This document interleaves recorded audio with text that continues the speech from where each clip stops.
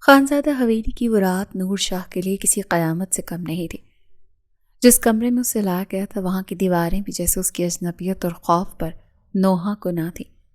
نور ایک کونے میں سمٹی اپنی چادر میں خود کو چھپائے لرز رہی تھی کہ اچانک دروازہ ایک زوردار دھماکے سے کھلا۔ وجاہت خانزادہ اندر داخل ہوا تو اس کے چہرے پر وحشت اور انتقام کی ایک ایسی لہر تھی جس نے نور کا سانس روک دیا۔ اس نے ٹھوکر مار کر دروازہ بند کیا اور نور کی سمت بڑھا۔ تو تم ہو شاہوں کی وہ شہزادی جس کے بدلے میرا باپ مجھے اپنی بہن کی قربانی دینے کا کہہ رہا تھا؟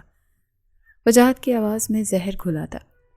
نور نے روتے ہوئے پیچھے ہٹنے کی کوشش کی۔ وجاہت صاحب، میرا کوئی قصور نہیں، خدا کے لیے مجھ پر رحم کریں۔ رحم؟ وجاہت نے ایک زوردار قہقہہ لگایا جو کمرے کی خاموشی کو چیرتا گیا۔ اس نے جھپٹ کر نور کا بازو پکڑا اور اسے جھٹکے سے اپنی طرف کھینچا۔ تمہارے بھائی نے میری بہن کو لے جاتے وقت رحم سوچا تھا؟ اس نے جب خانزادوں کی پگڑی اچھالی تب اسے یاد نہیں تھا کہ اس کی بہن بھی ہے جس کی عزت کی قیمت اسے چکانی پڑے گی؟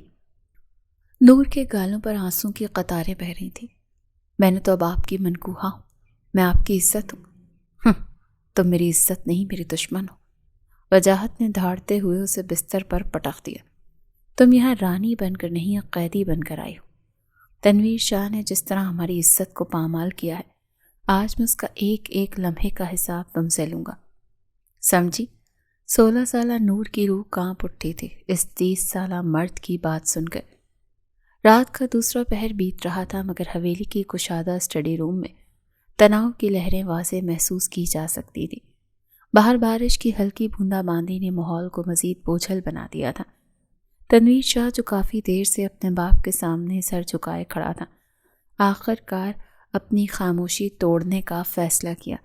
بابا سائیں، میں جانتا ہوں کہ آپ کے فیصلے ہمیشہ اٹل ہوتے ہیں۔ تنویر کی آواز میں ایک عجیب سی لرزش تھی مگر لہجے میں مضبوطی برقرار تھی۔ لیکن میں آپ کی پسند کی لڑکی سے شادی نہیں کر سکتا۔ اس کے باپ سکندر شاہ نے، جو کہ اب تک اپنی کتاب کے مطالعے میں مصروف تھے، دھیرے سے اپنی اینک اتار کر میز پر رکھی۔ ان کی آنکھوں میں موجود سرد مہری کسی طوفان کا پتہ دے رہی تھی۔ اور وہ کیوں تنویر؟ سکندر شاہ نے دھیمے مگر روبدار لہجے میں پوچھا۔ تنویر نے ایک لمبا سانس لیا جیسے وہ خود کو اس سب سے بڑے اعتراف کے لیے تیار کر رہا ہو۔ کیونکہ میں اپنا فیصلہ کر چکا ہوں، میں شانزے خانزادہ سے شادی کرنا چاہتا ہوں۔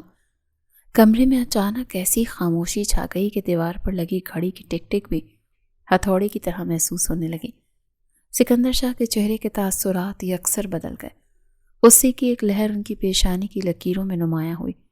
وہ دھیرے سے اپنی کرسی سے اٹھے اور کھڑکی کے پاس جا کر باہر کی تاریکی میں گھورنے لگے۔ شانزے خانزادہ، انہوں نے وہ نام اس طرح دہرایا جیسے کوئی زہر آلود لفظ ہو۔ پھر وہ مڑے اور تنویر کی آنکھوں میں آنکھیں ڈال کر نہایت سپاٹ لہجے میں بولے، یہ ناممکن ہے۔ تنویر نے آگے بڑھنے کی کوشش کی لیکن بابا سائیں، آپ میری بات تو سنیں۔ بات ختم ہو چکی تنویر شاہ۔ سکندر شاہ کی آواز اب اسٹڈی روم کی دیواروں سے ٹکرا رہی تھی۔ خانزادہ خاندان اور ہم، تم شاید یہ بھول رہے ہو کہ وہ ہمارے دشمن ہیں۔ تمہارا یہ فیصلہ صرف ناممکن ہی نہیں بلکہ ایک ایسی گستاخی ہے جس کی معافی اس حویلی میں نہیں ملے گی۔ تنویر خاموشی سے انہیں دیکھتا رہ گیا۔ وہ جانتا تھا کہ یہ صرف ایک انکار نہیں تھا بلکہ ایک ایسی جنگ کا آغاز تھا جس کی قیمت شاید ان دونوں کو چکانی پڑنی تھی۔ تنویر شاہ کی آنکھوں میں ایک پل کے لیے بے بسی ابھری لیکن اگلے ہی لمحے وہاں ایک عجیب سی سرکشی نے ڈیرے ڈال دیے۔ وہ جانتا تھا کہ سکندر شاہ کے سامنے کھڑا ہونا آگ کے دریا میں اترنے کے مترادف ہے، مگر شانزے کے بنا زندگی کا تصور اس سے بھی زیادہ خوفناک تھا۔ دشمنی دہائیوں پرانی ہے بابا سائیں، لیکن میرا پیار صرف چند لمحوں کا فیصلہ نہیں۔ تنویر کی آواز اب کی بار گونجی۔ شانزے کا اس دشمنی سے کوئی لینا دینا نہیں ہے، وہ ایک خانزادہ ہے۔ سکندر شاہ نے اس کی بات کاٹتے ہوئے میز پر زور سے ہاتھ مارا جس سے وہاں پڑا پین ہولڈر لرز گیا۔ اس نام کا ایک ایک حرف ہمارے خاندان کی تذلیل کی یاد دلاتا ہے۔ تم جس لڑکی کے لیے تڑپ رہے ہو نا، اس کے باپ نے میرے بھائی کی زندگی اجیرن کی تھی۔ کیا تم اپنی انا کے لیے اپنے بڑوں کے خون کو فراموش کر دو گے؟ تنویر نے ایک قدم آگے بڑھایا۔ اس کے لہجے میں اب التجا کے بجائے ایک ٹھوس حقیقت تھی، خون کے بدلے خون اور نفرت کے بدلے نفرت۔ آخر کب تک؟ اگر میرا رشتہ اس نفرت کو ختم کر سکتا ہے تو کیا یہ سودا برا ہے؟ سکندر شاہ کے چہرے پر ایک زہریلی مسکراہٹ نمودار ہوئی۔ وہ چلتے ہوئے تنویر کے بالکل قریب آ کر کھڑے ہوئے، اتنے قریب کہ تنویر کو ایک لمحے کے لیے گھبراہٹ ہوئی۔ باپ کے روبرو اس طرح بات کرنے پر رشتہ جوڑنے سے نفرتیں ختم نہیں ہوتی تنویر، بلکہ کمزوری پڑ جاتی ہیں، اور شاہ خاندان کبھی کمزور نہیں پڑتا۔ میرا فیصلہ سن لو، اگر تم نے اس حویلی میں رہنا ہے تو اس لڑکی کا نام اپنی زبان پر لانا بھی گناہ سمجھو، اور اگر تمہارا شوق عشق اتنا ہی صادق ہے، انہوں نے اشارے سے کمرے کی بھاری دیواروں کی طرف دیکھا، تو یاد رکھنا اس حویلی سے باہر جانے والے کے لیے واپسی کے تمام راستے ہمیشہ کے لیے مسمار کر دیے جاتے ہیں۔ باہر بجلی کڑکی، جس کی روشنی ایک لمحے کے لیے تنویر کے چہرے پر پڑی۔ اس کا چہرہ سپاٹ تھا، جیسے اس نے فیصلہ کر لیا ہو۔ تو پھر ٹھیک ہے بابا سائیں، تنویر نے دھیمی مگر اٹل آواز میں کہا۔ اگر آپ کو اپنی انا عزیز ہے تو مجھے بھی اپنی محبت کا مان رکھنا آتا ہے۔ وہ مڑا اور تیز قدموں سے کمرے سے باہر نکل گیا۔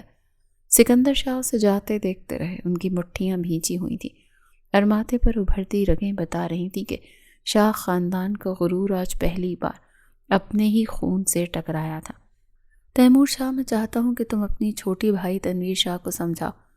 شاہ اور خانزادہ خاندان کبھی آپس میں نہیں مل سکتے، اسی لیے شانزے خانزادہ کا خیال اپنے دل سے نکال دے۔ سکندر شاہ نے اگلی صبح اپنے بڑے بیٹے تیمور شاہ کو کہا۔ جی بابا سائیں، میں سمجھاؤں گا اسے، تیمور شاہ نے مؤدب انداز میں کہا تھا۔ اسے سمجھاؤ کہ ہم بھی بہن بیٹی والے ہیں، یہ ضرور سمجھانا اسے۔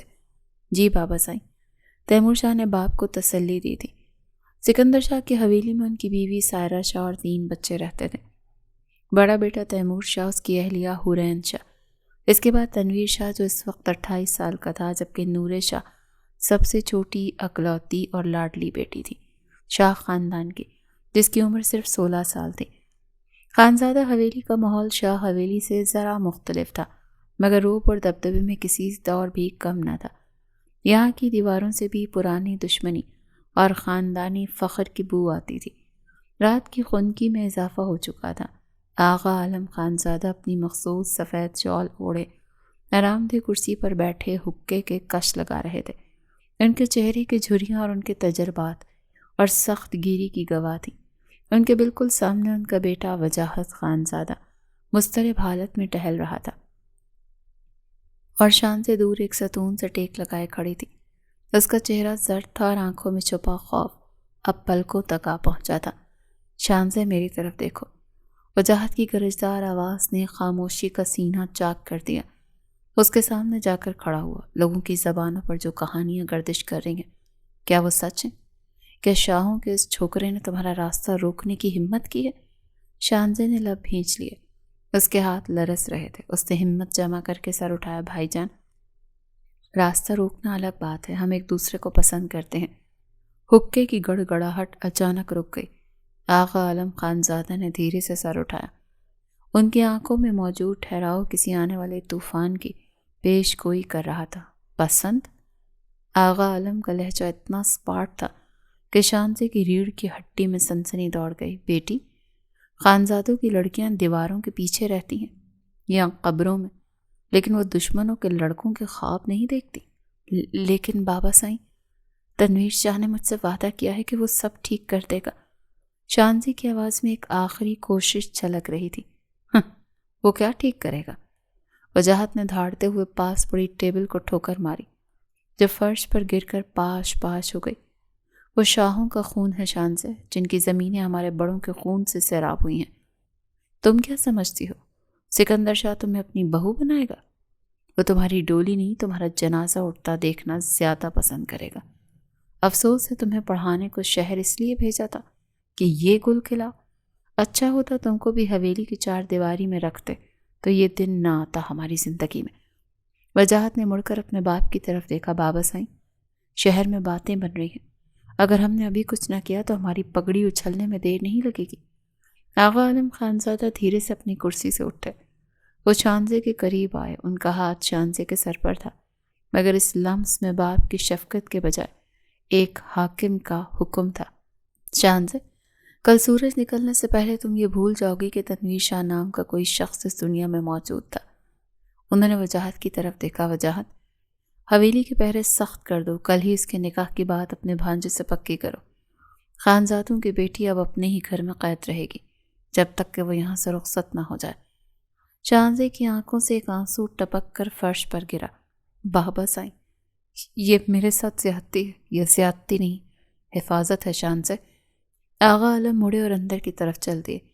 شاہوں کی دشمنی سے بچنے کے لیے تمہیں خود سے بھی بچانا ضروری ہے۔ وہ بے بسی سے ان کو جاتا دیکھتی رہ گئی۔ آغا عالم خانزادہ کی حویلی میں ان کی اہلیہ گلبانو رہتی تھی۔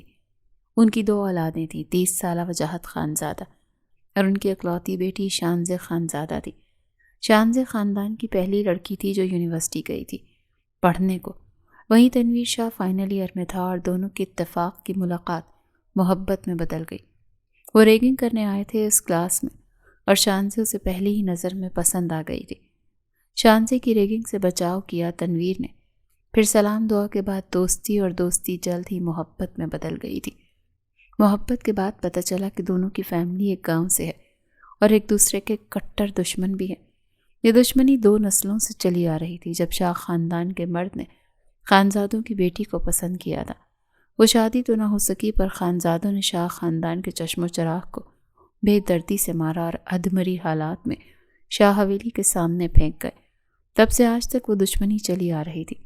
شاہ خاندان کے مردوں نے بھی خانزادہ خاندان کے ایک مرد کو اکیلا پا کر مار پیٹ کر خانزادہ حویلی کے آگے پھینک دیا تھا۔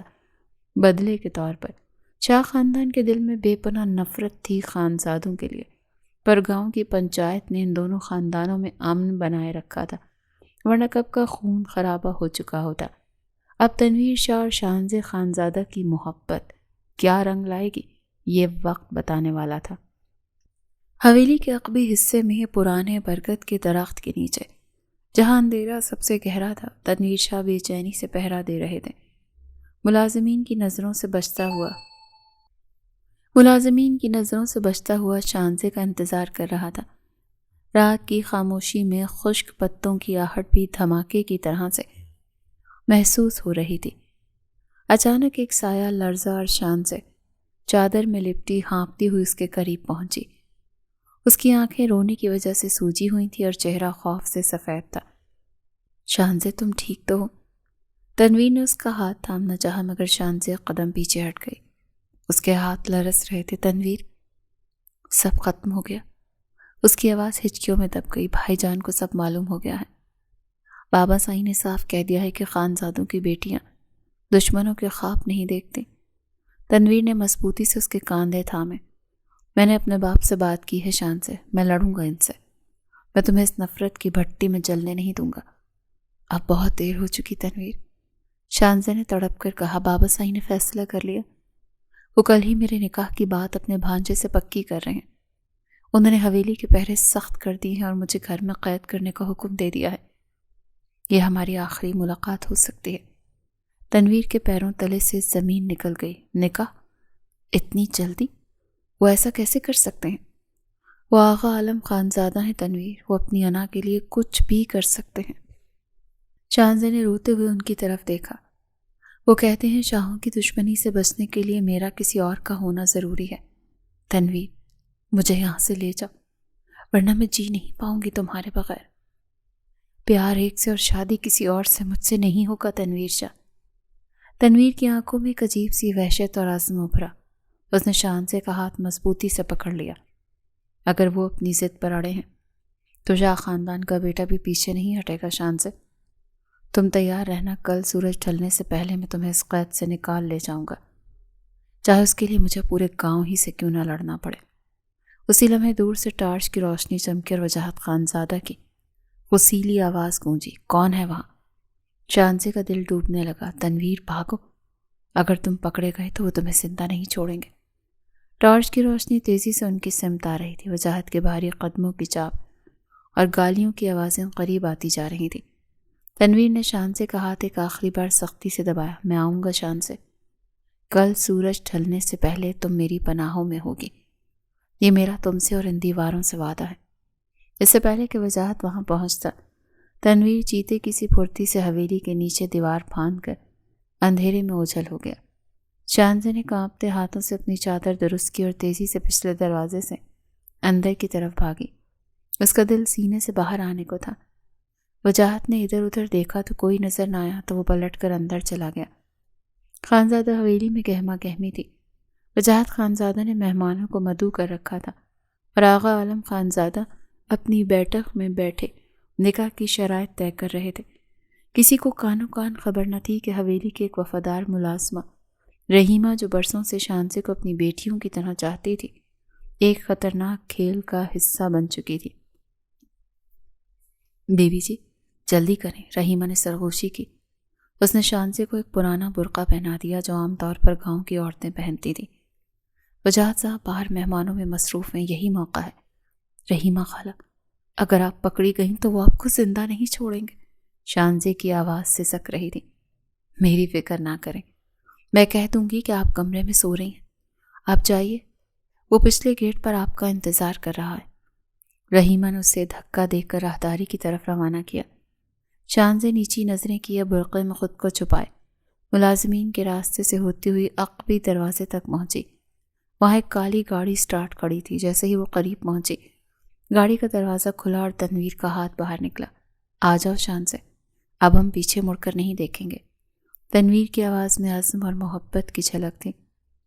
شانزے نے ایک آخری بار اپنی حویلی کی اونچی دیواروں کو دیکھا جہاں اس کا بچپن گزرا تھا، اور پھر تنویر کا ہاتھ تھام کر گاڑی میں بیٹھ گئی اور گاڑی خاموشی سے اندھیرے راستوں پر دوڑنے لگی۔ ادھر حویلی میں وجاہت خانزادہ نے کہکا لگاتے ہوئے اپنے باپ سے کہا، بابا سائیں مٹھائی منگوائیں، شاہوں کا غرور آج ہم خاک میں ملا دیں گے، شاہوں کا ایک اور چشم و چراغ برباد ہو کر رلے گا ایک خانزادی کے عشق میں گرفتار ہو کر۔ اس بات سے بالکل بے خبر تھا کہ شاہ کا بیٹا ان کی عزت اور غرور دونوں کو ساتھ لے کر نکل گیا ہے۔ حویلی میں بھی جشن کا سما تھا، لیکن یہ خاموشی کسی بڑے طوفان کا پیش خیمہ ثابت ہونے والی تھی۔ آغا عالم خانزادہ مسند پر بیٹھے اپنے خاص معتبرین کے ساتھ نکاح کے کاغذات پر دستخط کرنے کی تیاری کر رہے تھے۔ وجاہت خانزادہ فخر سے سینہ تانے مہمانوں کی تواضع میں مصروف تھا کہ اچانک حویلی کے اندرونی حصے سے ایک چیخ سنائی دی اور رحیمہ دوڑتی ہوئی باہر آئی۔ ان کے چہرے پر خوف کی زردی تھی۔ آغا صاحب، غضب ہو گیا، بی بی جی کمرے میں نہیں ہے۔ وجاہت کے ہاتھ سے شربت کا گلاس گرا اور چکنا چور ہو گیا۔ کیا آپ پک رہی ہو رحیمہ؟ وہ کہاں جائے گی؟ اس نے رحیمہ کا کاندھا پکڑ کر اسے جھنجھوڑا۔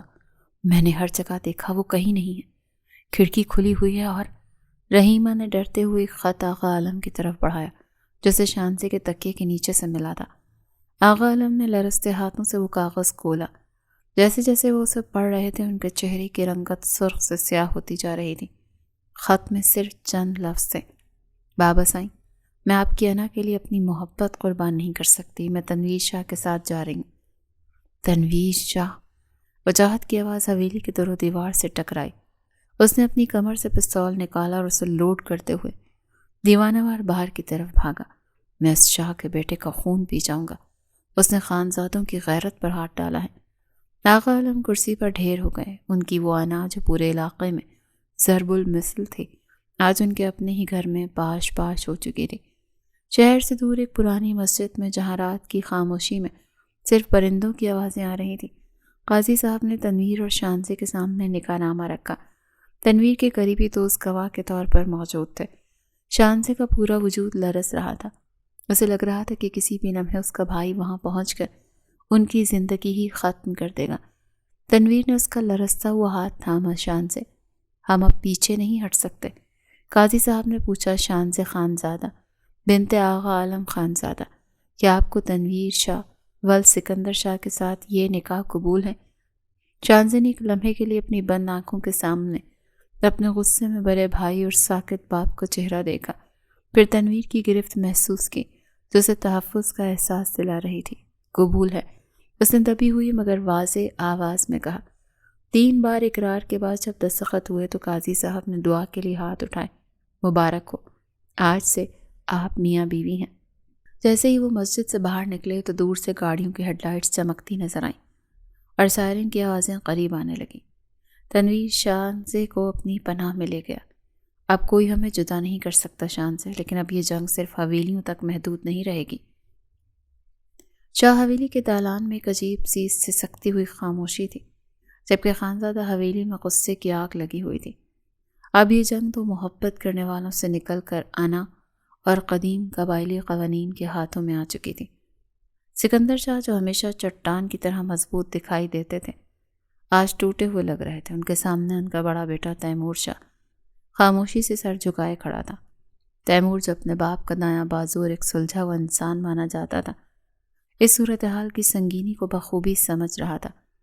دیکھ لیا تیمور، سکندر شاہ نے شکستہ لہجے میں کہا، جس بیٹے پر ناز تھا وہی ہماری پگڑی اچھال کر اس خاندان کے گھر لے گیا جن سے ہماری پشتوں کی دشمنی ہے۔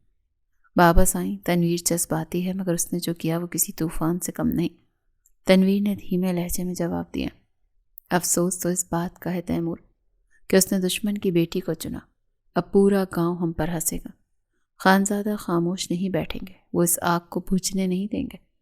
سکندر شاہ نے ایک لمبا سانس لیا۔ تنویر شاہ نے ہمیں ذلت دی، میری بے پناہ محبت اور لاڈ کا یہ نتیجہ دیا۔ تنویر شاہ نے، میں اسے کبھی معاف نہیں کروں گا۔ سکندر شاہ کی بات پر تیمور شاہ بس اسے دیکھتا رہ گیا۔ دوسری طرف خانزادہ حویلی کے وسیع میدان کے علاقے میں معززین اور وڈیروں کی پنچایت لگی ہوئی تھی۔ آغا عالم خانزادہ بیچوں بیچ بیٹھے تھے۔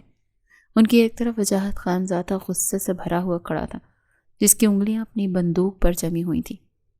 آغا عالم نے شانزے کا آخری خط میز پر رکھا اور لرزتی مگر بھاری آواز میں پنچایت سے مخاطب ہوئے، معزز حضرات، یہ خط گواہ ہے کہ میری بیٹی کو شاہوں کے لڑکے نے ورغلایا ہے۔ اس نے ہماری شرافت اور ہماری چادر کی توہین کی ہے۔ شاہوں نے ہماری غیرت پر ہاتھ ڈالا ہے۔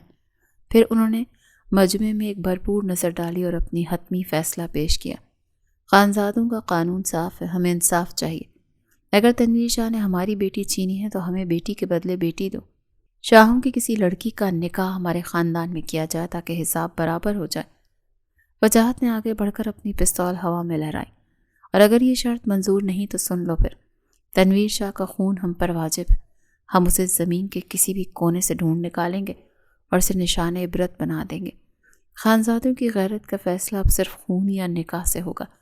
پورے مجمع میں ایک سنسناہٹ سی دوڑ گئی۔ پنچایت کے شرکاء ایک دوسرے کی طرف دیکھنے لگے، کیونکہ وہ جانتے تھے کہ بیٹی کے بدلے بیٹی کا مطالبہ شاہ حویلی میں ایک نیا محشر برپا کر دے گا۔ پنچایت کی خبر شاہ حویلی میں کسی ایٹم بم کے دھماکے کی طرح پہنچی۔ سکندر شاہ کے چہرے پر ہوائیں اڑنے لگیں اور تیمور شاہ کی پیشانی پسینے سے تر ہو گئی۔ یہ صرف ایک مطالبہ نہیں تھا بلکہ خاندان کی بربادی تھی۔ خانزادوں کی طرف سے بھیجے گئے فیصلے کو ایک بندے نے پنچایت کا پیغام بلند آواز میں پڑھ کر سنایا۔ شاہ صاحب، آغا عالم خانزادہ کا پیغام ہے کہ یا تو بیٹی کے بدلے بیٹی دو تاکہ دشمنی رشتہ داری میں بدل کر ختم ہو جائے، یا پھر خون خرابے کے لیے تیار رہو۔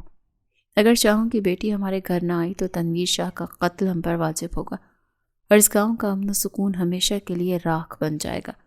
فیصلہ آپ کے ہاتھ میں ہے۔ اس بندے کے جانے کے بعد سکندر شاہ جیسے ساکت ہو گئے۔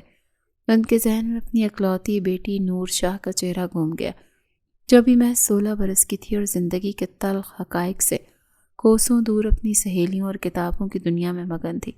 نور، میری معصوم نور۔ سکندر شاہ کے لب لرزے۔ وہ ایک معصوم بچی کو اس آگ کا ایندھن بنانا چاہتے ہیں۔ تیمور شاہ نے غصے میں دیوار پر مکہ مارا۔ یہ انصاف نہیں، یہ ظلم ہے بابا سائیں۔ تنویر کے گناہ کی سزا نور کو کیوں؟ وہ بھی بچی ہے، اسے تو یہ بھی نہیں معلوم کہ دشمنی اور بدلے کیا ہوتے ہیں۔ لیکن تیمور، اگر ہم نے یہ مطالبہ رد کر دیا تو خانزادے پورے گاؤں کو جنگل بنا دیں گے۔ سکندر شاہ نے بے بسی سے کہا، وہ تنویر کو مار ڈالیں گے اور پھر یہ خون کا بدلہ نسلوں تک چلے گا۔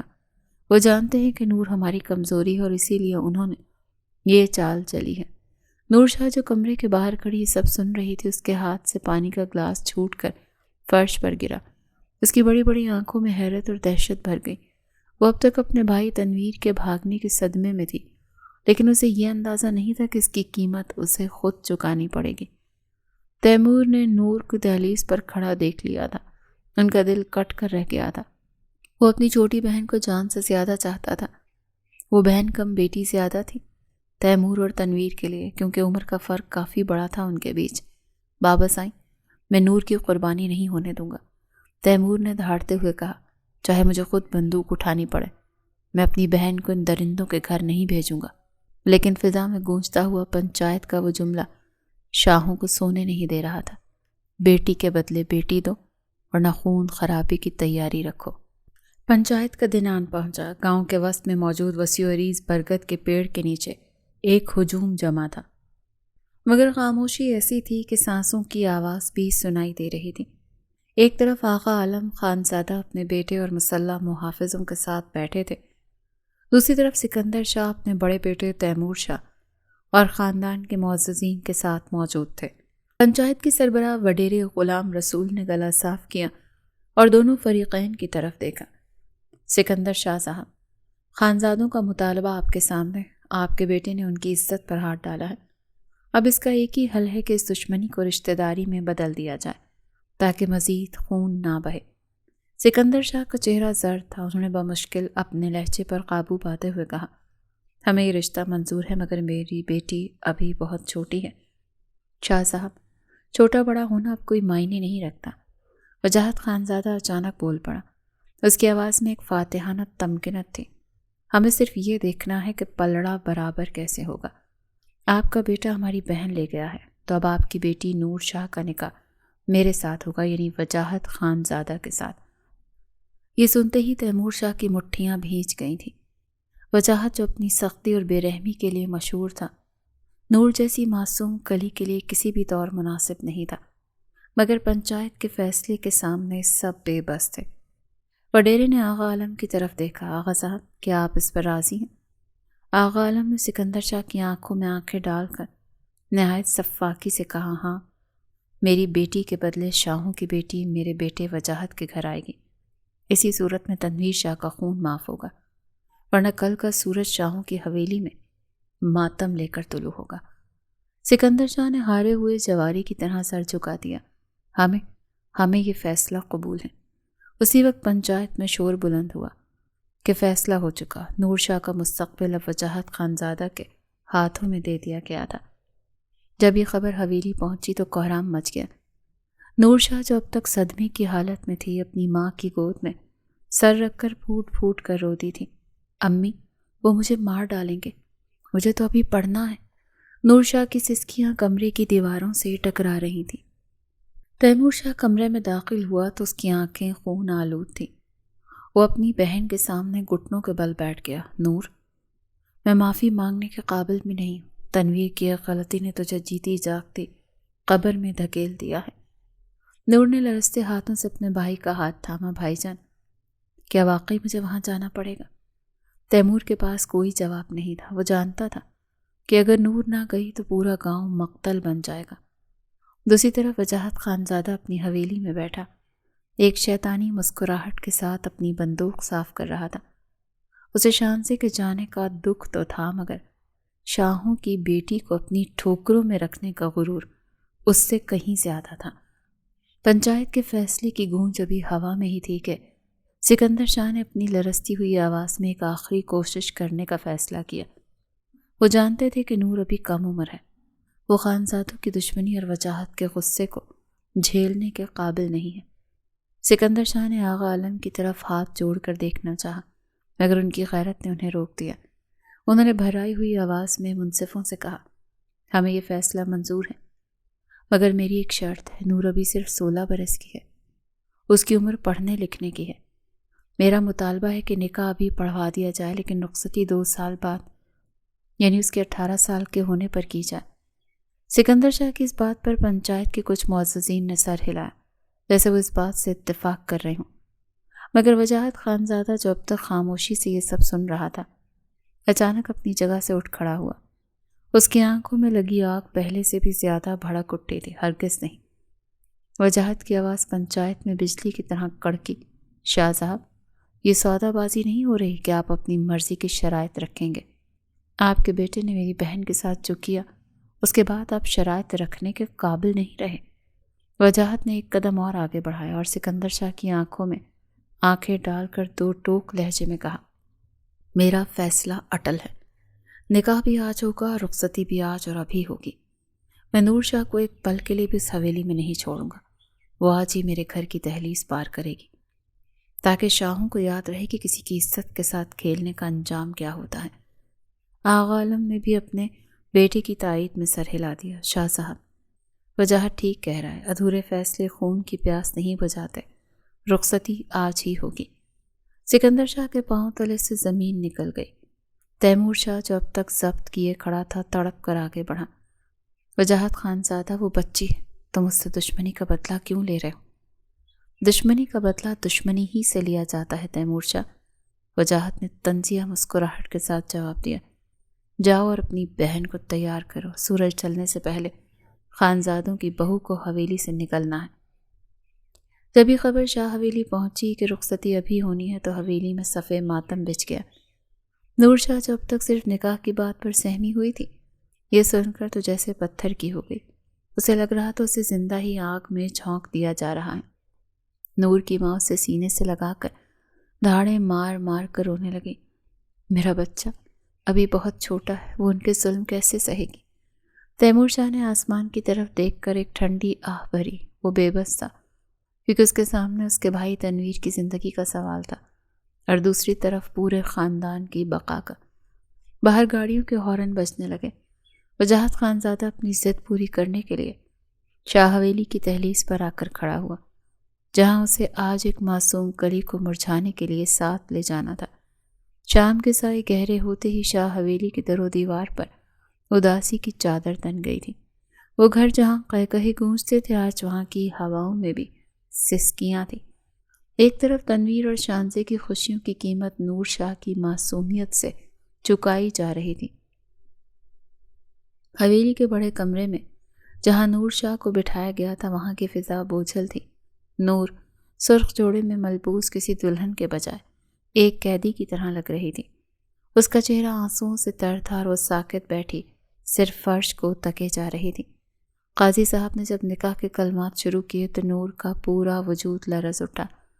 نور شاہ بنت سکندر شاہ، کیا آپ کو وجاہت خانزادہ ولد آغا عالم خانزادہ کے ساتھ یہ نکاح 32 روپے کے حق مہر میں قبول ہے؟ وجاہت خانزادہ نے نور کی یہی قیمت لگائی تھی، 32 روپے۔ اتنا حق مہر کبھی کسی ملازمہ کی بیٹی کا نہیں رکھا گیا جتنا شاہ خاندان کی لاڈلی کا رکھا گیا تھا۔ اس سے بڑی بے عزتی کیا ہو سکتی ہے شاہ خاندان کے لیے؟ وجاہت خانزادہ نے ایک ہی وار میں نور کی حیثیت ان کی حویلی میں کیا ہوگی یہ واضح کر دیا تھا۔ کمرے میں موجود ہر آنکھ اشک بار تھی۔ تیمور شاہ نے دیوار سے سر ٹکرایا۔ اس کے بس میں ہوتا تو اس قاضی کی زبان روک لیتا، مگر وہ بے بس تھا۔ جب تیسری بار سوال ہوا تو نور نے اپنی ماں کا ہاتھ تھاما ہوا تھا اور گھٹی ہوئی آواز میں کہا، قبول ہے۔ وہ 2 لفظ نہیں تھے بلکہ ایک جیتی جاگتی زندگی کی موت کے پروانے پر دستخط تھے۔ جیسے ہی نکاح نامے پر دستخط ہوئے، باہر موجود وجاہت خانزادہ نے فاتحانہ انداز میں ہوائی فائرنگ کی، جس کی آواز سے نور کا دل دہل گیا۔ رخصتی کا وقت آیا تو سکندر شاہ کے قدم لڑکھڑا گئے۔ وہی باپ جو کبھی نور کو زمین پر پاؤں بھی رکھنے نہیں دیتا تھا، آج اسے اپنے دشمنوں کے حوالے کر رہا تھا۔ میرا بچہ، مجھے معاف کر دینا۔ سکندر شاہ نے نور کے سر پر ہاتھ رکھا تو ان کی آواز بھر آ گئی۔ نور نے باپ کے گلے لگ کر اس طرح بین کیے کہ پتھر دل انسان بھی تڑپ اٹھتا۔ بابا سائیں، مجھے مت بھیجیں، وہ مجھے مار ڈالیں گے۔ وہ دہائی دے رہی تھی، مگر تقدیر کا فیصلہ تو ہو چکا تھا۔ تیمور شاہ نے اپنی بہن کو سہارا دے کر گاڑی تک پہنچایا۔ وہاں وجاہت خانزادہ اپنی کالی ویگو کے پاس ٹیک لگائے کھڑا تھا۔ اس کی آنکھوں میں محبت کی چمک نہیں بلکہ بدلے کا خون تھا۔ اس نے طنزیہ نظروں سے تیمور اور سکندر شاہ کی طرف دیکھا۔ شاہ صاحب، فکر نہ کریں، آپ کی امانت اب میرے قبضے میں ہے، وجاہت نے دانت پیستے ہوئے کہا۔ تیمور نے وجاہت کا کالر پکڑنا چاہا مگر سکندر شاہ نے اسے روک دیا۔ وجاہت نے خود گاڑی کا دروازہ کھولا اور نور کو تقریباً دھکا دے کر اندر بٹھایا۔ اس کا جارحانہ رویہ تیمور شاہ اور سکندر شاہ کو شدید ناگوار گزرا تھا۔ وہ سوائے ضبط کے کر ہی کیا سکتے تھے، جبکہ نور کا معصوم دل سہم اٹھا وجاہت کا یہ انداز دیکھ کر۔ گاڑی جب حویلی کے بڑے گیٹ سے باہر نکلی تو نور نے پیچھے مڑ کر اپنی حویلی کو دیکھا جہاں اس کا بچپن اور اس کی آزادی ہمیشہ کے لیے دفن ہو گئی تھی۔ وہ اب شاہوں کی بیٹی نہیں بلکہ خانزادوں کی بہو تھی، جسے ہر روز اپنے بھائی کے گناہ کی سزا کاٹنی تھی۔ نور اچھی طرح سے جانتی تھی کہ اس کی حیثیت ونی جیسی ہوگی خانزادہ حویلی میں۔ خانزادہ حویلی کی وہ رات نور شاہ کے لیے کسی قیامت سے کم نہیں تھی۔ جس کمرے میں اسے لایا گیا وہاں کی دیواریں بھی جیسے اس کی اجنبیت اور خوف پر نوحہ گناہ تھی۔ نور ایک کونے میں سمٹی اپنی چادر میں خود کو چھپائے لرز رہی تھی کہ اچانک دروازہ ایک زوردار دھماکے سے کھلا۔ وجاہت خانزادہ اندر داخل ہوا۔ اس کے چہرے پر وحشت اور انتقام کی ایک ایسی لہر تھی جس نے نور کا سانس روک دیا۔ اس نے ٹھوکر مار کر دروازہ بند کیا اور نور کی سمت بڑھا۔ تو تم ہو شاہوں کی وہ شہزادی جس کے بدلے میرا باپ مجھے اپنی بہن کی قربانی دینے کا کہہ رہا تھا؟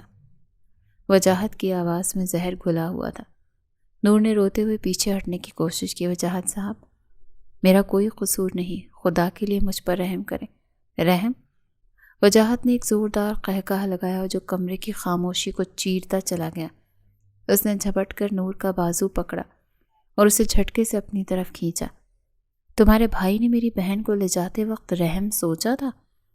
اس نے جب خانزادوں کی پگڑی اچھالی تب اسے یاد نہیں تھا کہ اس کی بھی ایک بہن ہے جسے اس کی قیمت چکانی پڑے گی۔ نور کے گالوں پر آنسوں کی قطاریں بہہ رہی تھی۔ میں تو آپ کی منکوہا ہوں، میں آپ کی عزت ہوں، تم میری عزت نہیں میری دشمن ہو۔ وجاہت نے دھاڑتے اسے بستر پر پٹخ دیا۔ تم یہاں رانی بن کر نہیں قیدی بن کر آئی ہو۔ تنویر شاہ نے جس طرح ہماری عزت کو پامال کیا ہے نا، آج میں اس کا ایک ایک لمحے کا حساب تم سے لوں گا۔ وہ سمجھتا ہے کہ وہ جیت گیا نہیں، اسے ہر روز یہ خبر تڑپائے گی کہ اس کی معصوم بہن جس پر وہ جان چھڑکتا تھا آج وجاہت خانزادہ کے پیروں کی دھول بن چکی ہے۔ نور نے مزاحمت کی، چیخنا چاہا، مگر وجاہت کے مضبوط ہاتھوں نے اس کی ہر پکار کو دبا دیا۔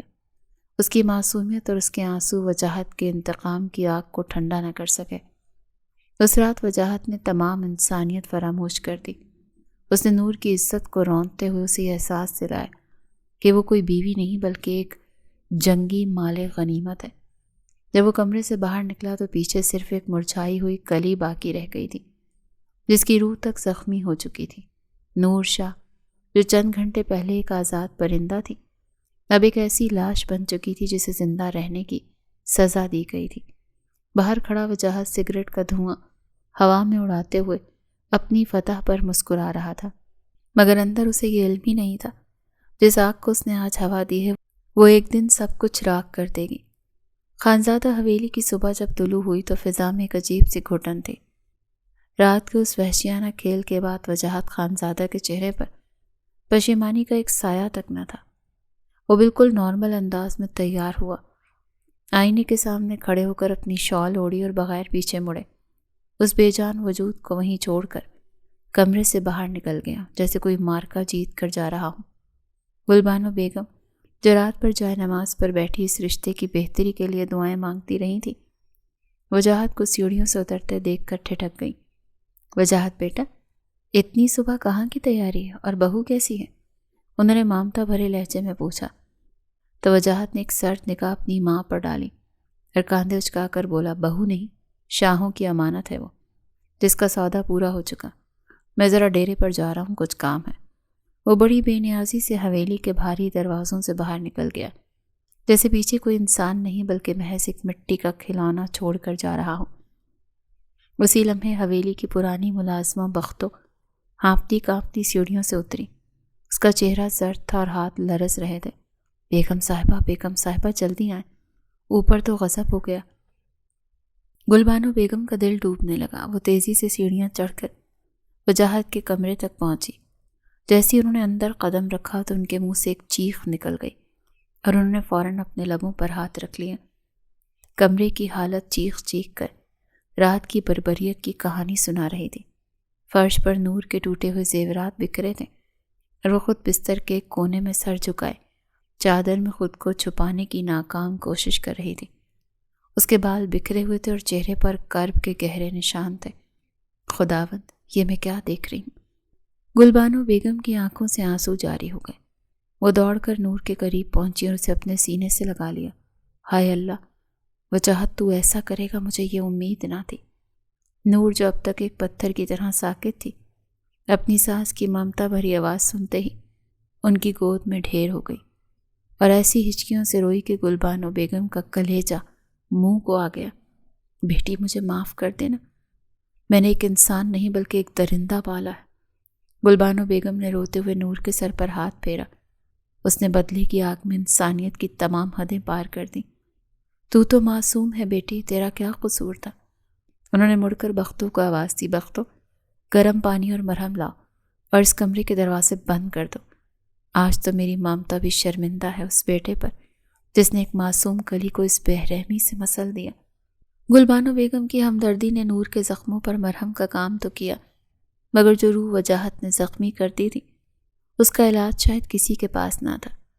گلبانو نے کھانا اپنے ہاتھ سے کھلایا نور کو اور دوائی دی تاکہ درد کم ہو سکے جو وجاہت نے اسے دیا تھا، پر روح کے زخم بھلا دوائیوں سے کبھی بھرے ہیں؟ گلبانو بیگم کا دل غم اور غصے سے بھرا ہوا تھا۔ نور کی حالت دیکھ کر ان کی روح تڑپ اٹھی تھی۔ وہ لرزتے قدموں کے ساتھ سیڑھیاں اتری اور سیدھی آغا عالم خان زادہ کے کمرے میں پہنچی، جہاں وہ سکون سے حقہ پی رہے تھے جیسے کچھ ہوا ہی نہ ہو۔ آغا صاحب، ہوش کے ناخن لیں، یہ کیا ہو رہا ہے اس حویلی میں؟ گلبانو بیگم کی آواز میں آنسو اور احتجاج دونوں شامل تھے۔ آغا عالم نے سکون سے حقے کا کش لیا اور دھواں اڑاتے ہوئے ان کی طرف دیکھا۔ کیا ہوا گلبانو؟ اتنی صبح کیوں دعائیاں دے رہی ہو؟ آپ کا بیٹا وجاہت، اس نے اس معصوم بچی کے ساتھ جو کیا ہے اسے ظلم کہتے ہیں آغا صاحب۔ وہ دشمن کی بیٹی ہے تو کیا ہوا، مگر اب ہماری بہو ہے، ہمارے گھر کی عزت ہے۔ وجاہت نے تو انسانیت کی دھجیاں اڑا دی۔ کیا اسی لیے ہم نے اسے پالا تھا کہ وہ ایک نہتی لڑکی سے اپنی مردانگی کا بدلہ لے؟ گلبانو بیگم نے تڑپ کر کہا۔ آغا عالم کے چہرے پر ہمدردی کا ایک تاثر تک نہ ابھرا، بلکہ ان کے تیور الٹا بگڑ گئے۔ انہوں نے حقے کی نلی ایک طرف رکھی اور گرج کر بولے، بس کرو گلبانو، اپنی یہ ممتا اور ہمدردی اپنے پاس ہی رکھو۔ تم بھول رہی ہو کہ وہ لڑکی کس کی بیٹی ہے۔ وہ اس شاہ کی بیٹی ہے جس کے بیٹے نے ہمارے خاندان کا سکون غارت کیا تھا۔ مگر آغا صاحب، وہ تو بچی ہے، اس کا کیا قصور؟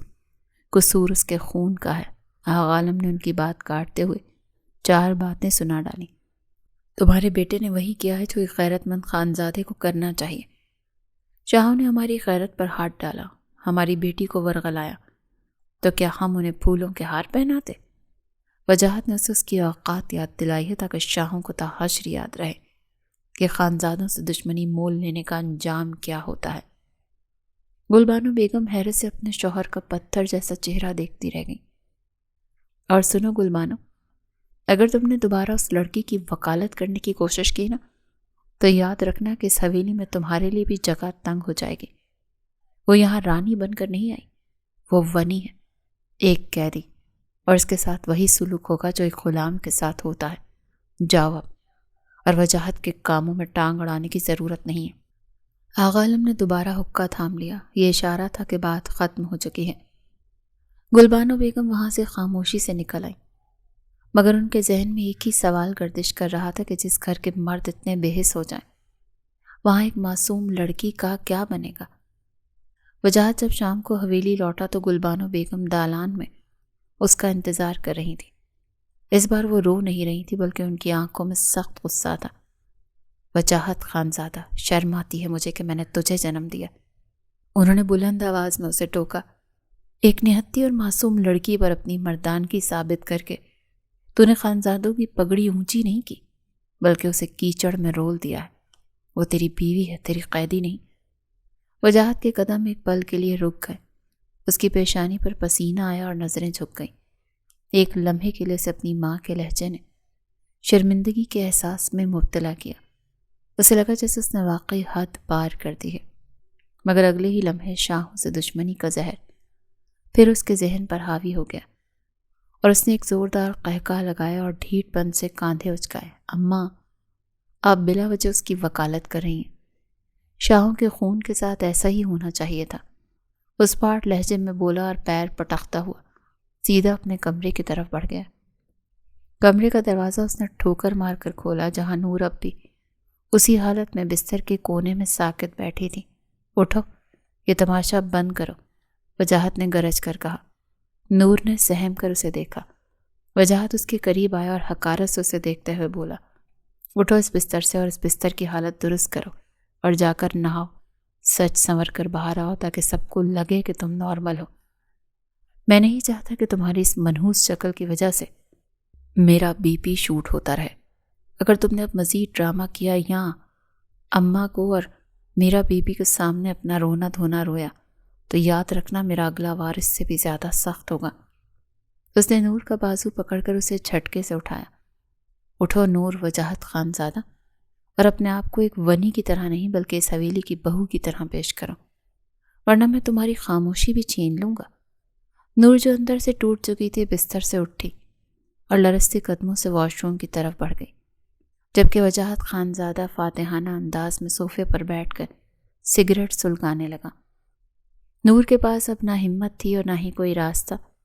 اس نے لرزتے ہاتھوں سے وجاہت کے حکم کی تعمیل کی۔ غسل خانے کے بعد جب اس نے اپنے بکھرے بالوں کو سنوارا اور چہرے پر ہلکا سا میک اپ کیا، یہ حکم بھی وجاہت کا تھا کیونکہ اس کے چہرے پر وجاہت کی وحشت کے نشان چھپانے ضروری تھے۔ نور کو آئینے میں اپنی ہی آنکھیں اجنبی لگیں۔ وہ آنکھیں جو کبھی خوابوں سے بھری تھیں اب صرف خوف اور خالی پن کا اشتہار تھیں۔ وجاہت نے جب اسے تیار دیکھا تو اگلا حکم دیا، چادر درست کرو بیٹھ کے، کمرے کا ہر کام تم کرو گی۔ اس کی نظروں میں ایک فاتحانہ چمک ابھری نور کو دیکھ کر، جو بیڈ شیٹ لگا کر اس کے اگلے حکم کی منتظر کھڑی تھی۔ اگلے پل اس نے نور کی کلائی اس قدر سختی سے پکڑی کہ نور کی منہ سے سسکی نکل گئی، مگر وجاہت نے پرواہ نہ کی اور اسے کھینچتا ہوا سیڑھیوں کی طرف لے گیا۔ گلبانو بیگم ابھی بھی وہیں بیٹھی تسبیح پڑھ رہی تھی کہ وجاہت نور کو ساتھ لیے ان کے سامنے آ کر کھڑا ہوا۔ نور نے نظریں جھکائی ہوئی تھیں مگر اس کے زرد چہرے پر لگی سرخی اس کی تکلیف کو چھپا نہیں پا رہی تھی۔ دیکھیں اماں، آپ خامخواہ حویلی سر پر اٹھائے ہوئے تھی، وجاہت نے لاپرواہی سے مسکراتے ہوئے کہا۔ دیکھیں، آپ کی بہو بالکل ٹھیک ہے اور نارمل ہے۔ ہاں، آپ نے فضول میں میرا اور اپنا بی پی شوٹ کرنا ہے اور گھر کا سکون الگ برباد کرنا ہے۔ گلبانو بیگم نے تسبیح روک کر نور کے چہرے کو غور سے دیکھا۔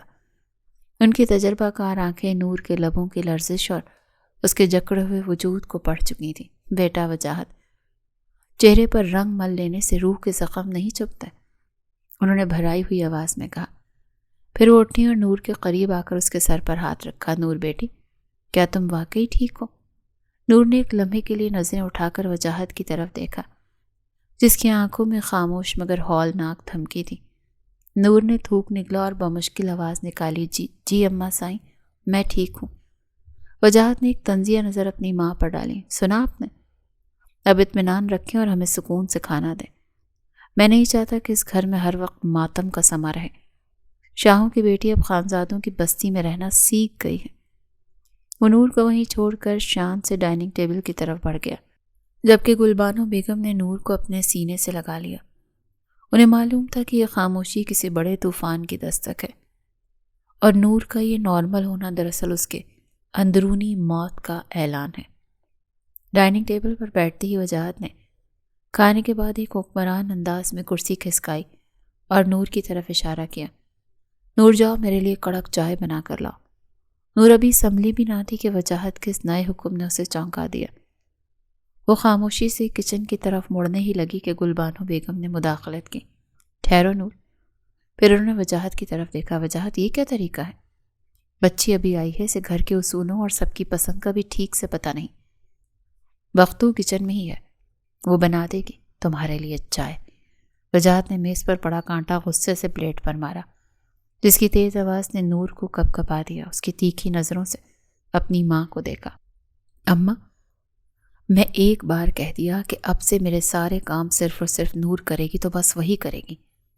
کوئی بختو، کوئی ملازمہ میرے کاموں کو ہاتھ نہیں لگائے گی۔ وجاہت کی آواز میں سختی اور بھی بڑھ گئی۔ اس نے نور کی طرف گردن موڑی اور دانت پیستے ہوئے بولا، سن لیا تم نے؟ اب سے میری چائے، میرا کھانا، میرے کپڑے سب تمہاری ذمہ داری ہے۔ میں تمہیں یہاں شاہ حویلی کی شہزادی بن کر بیٹھنے کے لیے نہیں لایا۔ جاؤ اب اور فوراً چائے لے کر آؤ۔ گلبانو بیگم نے بے بسی سے نور کی طرف دیکھا۔ جن کی آنکھوں میں التجا تھی کہ وہ خاموشی سے بات مان لے تاکہ مزید بدمزگی نہ ہو۔ نور نے سر جھکایا اور بھوچل قدموں سے کچن کی راہ لی۔ کچن میں بختوس سے دیکھ کر پیچھے ہٹ گئی۔ نور نے لرزتے ہاتھوں سے پتیلی چولہے پر رکھی۔ اسے احساس ہو رہا تھا کہ وجاہت اسے صرف بیوی نہیں بلکہ ایک ایسی ملازمہ بنانا چاہتا ہے جس کی اپنی کوئی مرضی نہ ہو۔ وہ اسے تھکا دینا چاہتا تھا، اسے توڑنا چاہتا تھا تاکہ شاہوں کا غرور اس کی ٹھوکروں میں رہے۔ جب وہ چائے کی پیالی لے کر واپس آئی اور میز پر رکھی تو وجاہت نے ایک گھونٹ بھر کر پیالی زور سے واپس رکھ دی۔ پھیکی ہے، شاہوں کے گھر میں کیا چائے بنانا بھی نہیں سکھایا گیا؟ اس نے طنز کیا، حالانکہ چائے بالکل ٹھیک تھی۔ وہ بس نور کو نیچا دکھانے کا کوئی موقع ہاتھ سے جانے نہیں دینا چاہتا تھا۔ وجاہت کے لہجے کی کرختگی نور کے دل کو چیر رہی تھی۔ اس نے چائے کی پیالی کی طرف دیکھا بھی نہیں اور حقارت سے اسے ایک طرف دھکیل دیا۔ جاؤ دوبارہ بنا کر لاؤ، اور اب صرف میرے لیے نہیں گھر کے سب افراد کے لیے ہی چائے بناؤ گی۔ آج سے اس حویلی کا چولہا تم ہی سنبھالو گی۔ وجاہت نے صوفے پر ٹیک لگاتے ہوئے حکم جاری کیا۔ نور خاموشی سے پیالی اٹھا کر کچن کی طرف مڑ گئی۔ اس کی آنکھوں سے ضبط کے آنسو چھلک کر گالوں پر بہہ رہے تھے۔ وہ بھی کچن میں پہنچی تھی کہ حویلی کے بیرونی دروازے پر گاڑی رکنے کی آواز آئی۔ شاہ حویلی کی گاڑی سے تیمور شاہ اور اس کی بیوی حرین اترے۔ تیمور کا چہرہ اضطراب اور فکر سے بوجھل تھا، جبکہ حرین نے اپنی نند کے لیے کچھ تحائف اور مٹھائی تھام رکھی تھی۔ وہ دونوں نور کی خیریت جاننے کے لیے تڑپ رہے تھے۔ جیسے ہی وہ صدر دروازے کے قریب پہنچے تو وجاہت کے مسلح محافظوں نے راستہ روک لیا۔ شور سن کر وجاہت خود باہر نکل آیا۔ اسے دیکھ کر تیمور کی آنکھوں میں غصے کی لہر دوڑی، مگر اس نے نور کی خاطر خود پر قابو پا لیا۔ وجاہت، ہم نور سے ملنے آئے ہیں، ہم اس کی ضرورت کا کچھ سامان لائے ہیں، تیمور نے دھیمے لہجے میں کہا۔ تو وجاہت کے لبوں پر ایک زہریلی مسکراہٹ نمودار ہوئی۔ اس نے فاتحانہ انداز میں سینے پر ہاتھ باندھے وہیں دروازے کے بیچوں بیچ کھڑا ہو گیا۔ شاہ صاحب، شاید آپ بھول رہے ہیں یہ خانزادوں کی حویلی ہے، کوئی مسافر خانہ نہیں، اور نور شاہ اب یہاں کی ونی ہے، آپ کی بہن نہیں۔ زبان سنبھال کر بات کرو وجاہت، وہ اس گھر کی بہو ہے۔ حرین نے تڑپ کر کہا، ہمیں اس سے ملنے دو۔ ہرگز نہیں۔ وجاہت کی آواز گرجدار ہو گئی۔ نور سے ملنے کا حق آپ لوگ اسی دن کھو چکے جب تنویر شاہ ہماری بہن کو لے کر بھاگا۔ اب نور کا رشتہ اس حویلی کی چار دیواری اور میری مرضی سے ہے، آپ لوگوں سے نہیں۔ واپس جائیں اور دوبارہ یہاں آنے کی جسارت نہ کرنا، ورنہ انجام کے ذمہ دار شاہ خاندان خود ہوگا۔ تیمور نے غصے سے وجاہت کا کالر پکڑنا چاہا، مگر محافظوں نے اپنی بندوقیں تان لی۔ تیمور، چلے یہاں سے۔ حرین نے روتے ہوئے تیمور کا ہاتھ کھینچا، یہ لوگ انسان نہیں ہیں۔ وجاہت نے طنزیہ قہقہ لگایا اور ان کے منہ پر بھاری دروازہ بند کر دیا۔ اندر کچن کی کھڑکی سے نور یہ سب دیکھ رہی تھی۔ اس نے اپنے بھائی اور بھابھی کو بے عزت ہو کر لوٹتے دیکھا تو اس کے ہاتھ سے پتیلی چھوٹ گئی اور وہ فرش پر بیٹھ کر دھاڑے مار مار کر رونے لگی۔ اس کی آخری امید بھی ٹوٹ گئی تھی۔ جب تیمور شاہ اور حرین انتہائی شکست خوردہ حالت میں واپس شاہ حویلی پہنچے تو سکندر شاہ دالان میں بے چینی سے ٹہل رہے تھے۔ ان کی نظریں گاڑی سے اترتے ہی تیمور کے خالی ہاتھوں اور حرین کی روتی ہوئی آنکھوں پر جم گئی۔ تیمور، میری نور کیسی ہے؟ کیا بات ہوئی؟ تم اسے ساتھ کیوں نہیں لائے؟ سکندر شاہ نے سوالات کی بوچھاڑ کر دی۔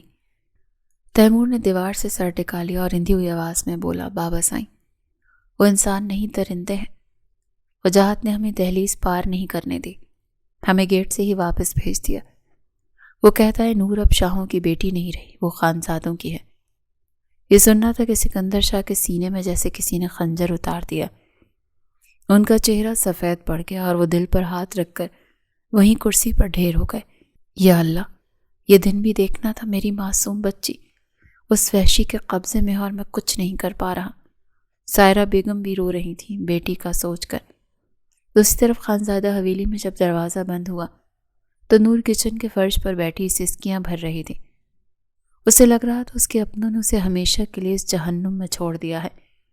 وجاہت شان سے اندر داخل ہوا، نور کے قریب آ کر اس کے آنسوؤں کا مذاق اڑاتے ہوئے بولا، دیکھ لیا، کوئی نہیں آئے گا تمہیں یہاں سے نکالنے، اب تم صرف میری ٹھوکروں میں رہو گی۔ وہ قہقہ لگاتا ہوا اپنے دوستوں کی طرف نکل گیا۔ گلبانو بیگم جو یہ سارا تماشا دیکھ رہی تھی، ان کا دل خون کے آنسو رو رہا تھا۔ وہ تیزی سے کچن میں داخل ہوئی اور نور کو زمین سے اٹھا کر اپنے سینے سے لگا لیا۔ چپ ہو جاؤ بیٹی، خاموش ہو جاؤ میرا بچہ۔ گلبانو نے اس کے سر پر مامتا بھرا ہاتھ پھیرا۔